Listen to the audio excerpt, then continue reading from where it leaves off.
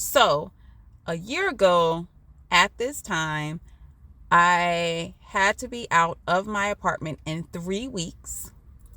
And today, same time, I have to be out of my place in 3 weeks, but for very different reasons. And I thank God for that.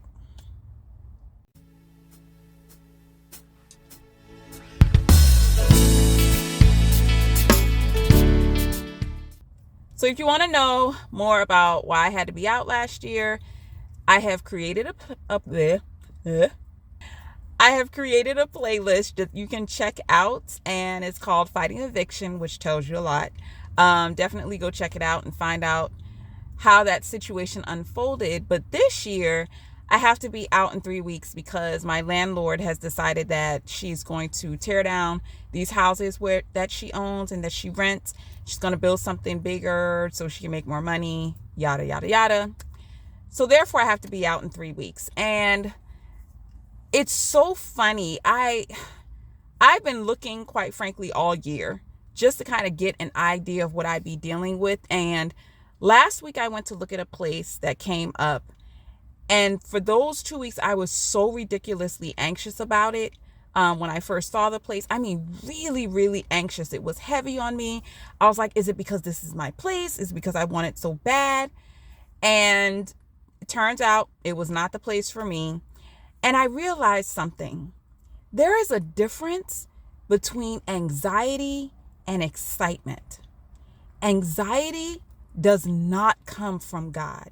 In fact, he specifically tells us not to be anxious, not to worry. And if you are anxious about a choice that has been presented to you, that is a big indicator that you need to pray about it, because we're supposed to take everything to him in prayer, and he will guide us and give us peace about the situation. And if I had kind of recognized that, lesson learned, but if I had kind of recognized that, I don't think I would have been as anxious as I was.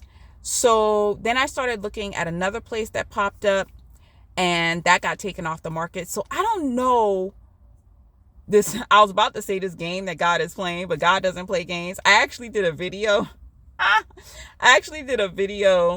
That said, is God playing with me? Because sometimes it feels like that, but he's not. He does not play with you. He does not. That's not the kind of God that we serve. That's not the kind of father that we have.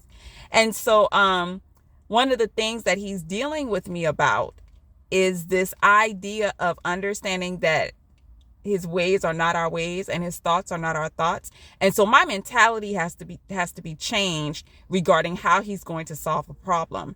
And I'm realizing, even in this early stage of this lesson, even in the early stages, I'm understanding that if I begin to shift the way that I think about the solution that I want, and make sure that I give the solution making to him, that the possibilities become endless. And I begin to open my mind to all of the different possibilities of how God can solve this situation. Here's how I'm going to do it in this instance. I have decided to change the way that I'm looking for a place.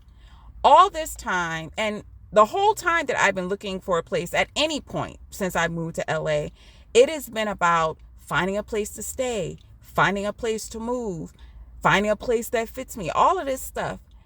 And I realize that now I need to look for the place that God has prepared for me. Now, that means that the place that God has prepared for me may not look anything like what's in my mind. That means that the place that God has prepared for me may cost a whole lot, or a whole lot more, or a whole lot less than what I'm thinking. But if it is a whole lot more than what I'm thinking, that just means that God is going to bless me with the means to afford this new place that he has prepared for me. And that's kind of scary. Let's be real. It's kind of scary. But it's scary because we don't know what that looks like. We don't know what it means. We don't know where the money's coming from. Oh, even now I hear God saying, but you do know where the money's coming from. You do know where the means are coming from. It's coming from him. It's coming from my Father. And so therefore, there's no need to worry. And it's a mentality shift. It's a lifestyle shift. But God, I pray by the power of the Holy Spirit that I'm able to do it and do it quickly, because I know God has some even bigger things for me. And I got to get used to God doing things in a different way. And probably so do you.